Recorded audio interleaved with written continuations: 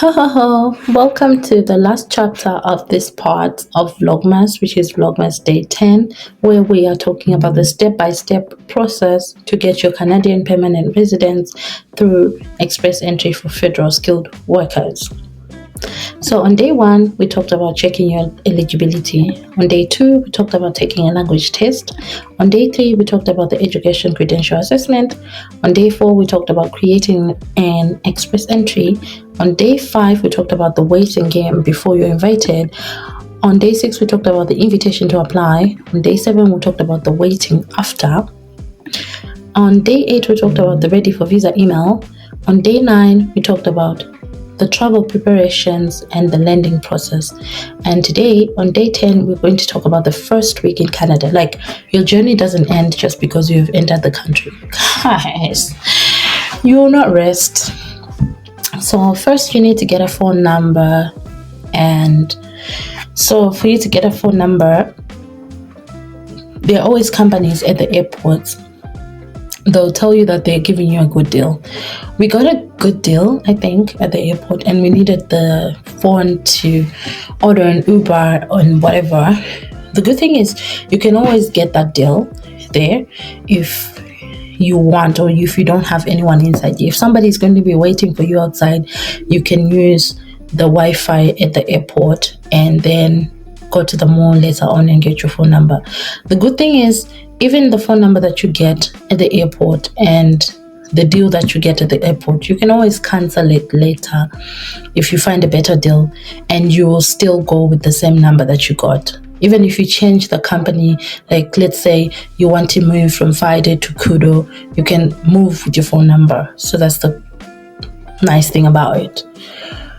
The second thing that you want to do is to apply for SIN. This is the social insurance number that you need. This is a very important thing that you need. Like, let me Google. I'm not going to pretend I know everything. SIN number, Canada. So this social insurance number is, did they talk about what is social insurance number? Let them not tell us. If you're a Canadian citizen, a permanent resident, or a temporary resident, you need a social insurance number to work in Canada. We're here to work. So the first week you need to go and get your SIN number, right? Children 12 years or older may apply for the SIN. But I think they can apply but for their own. For our baby, we applied for her.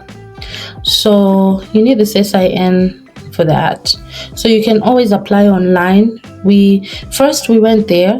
If you go in person, you can get it that same day, but the line was so long. The lady basically told us to go back home and apply online, which we did, and it came after 2 weeks. But yeah, so you need this information a lot. To submit an SIN you need to go online and do that. But this SIN is not something that you can just give to anybody. Your SIN is like your ID number. Do not use it as an identification or provide it on job applications or rental application. You need to keep that. In the wrong hands, it can lead to invasion of privacy, identity theft, loss of government benefits, or if somebody uses your SIN to commit fraud, it could ruin your credit. So you need to ensure that you're keeping that safe. Do not carry it in your wallet or purse. You need to store it in a safe place because sometimes it comes in the mail. Only provide it when you know that it is legally required.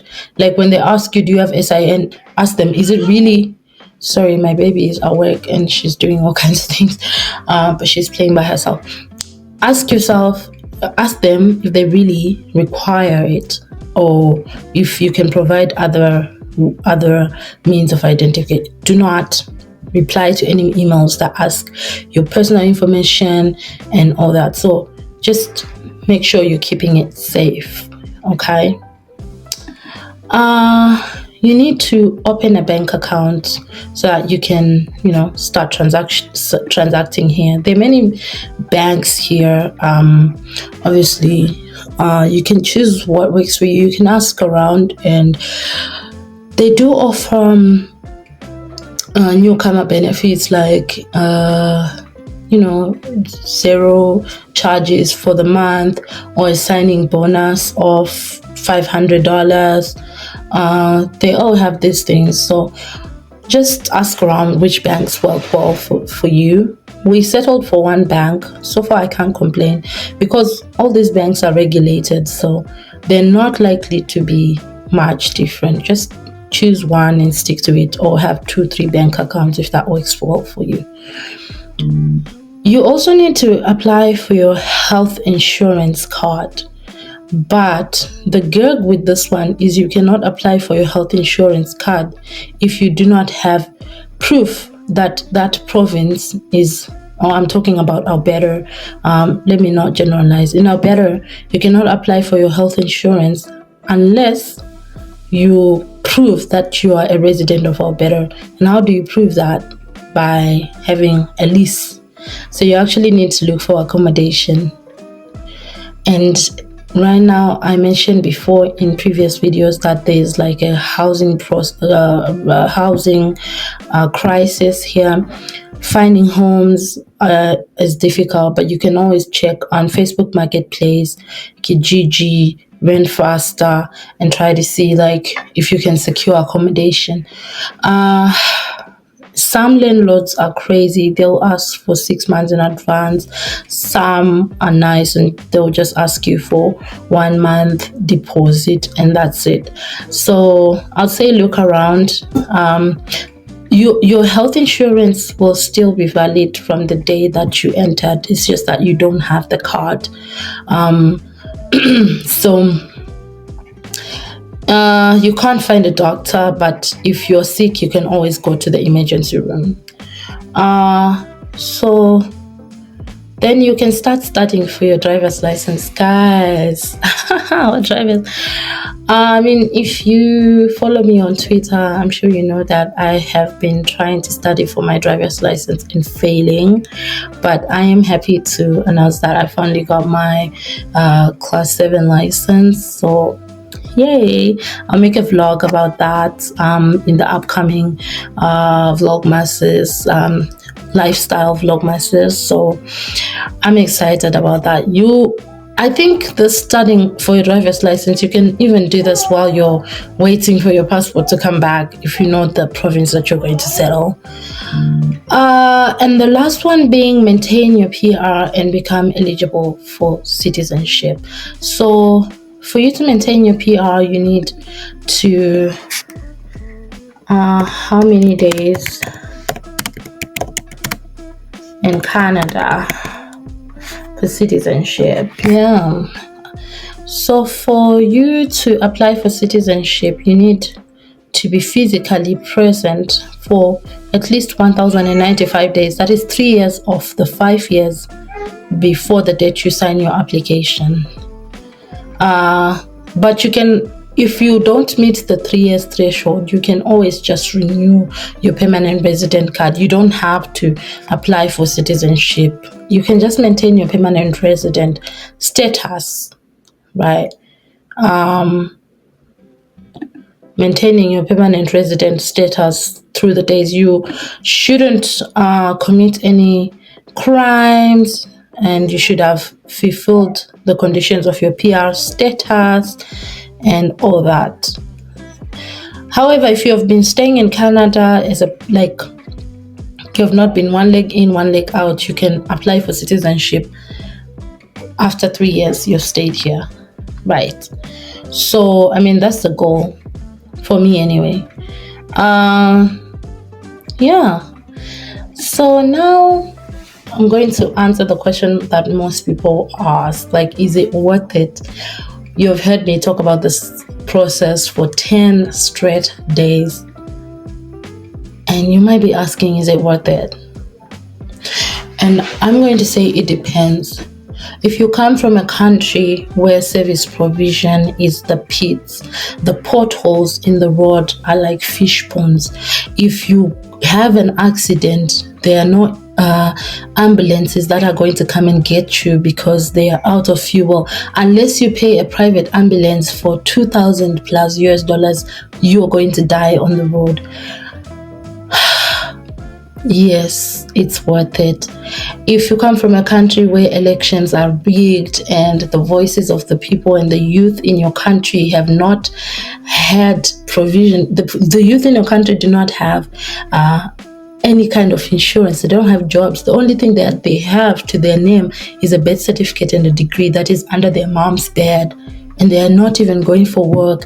If you come in a country where you have the job that you go to keep up appearances, and you have to have a side hustle to pay the bills, then yes.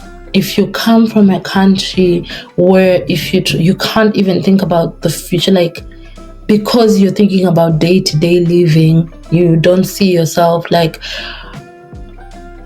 when you try to think about the future, you don't see it, then I say it's worth it.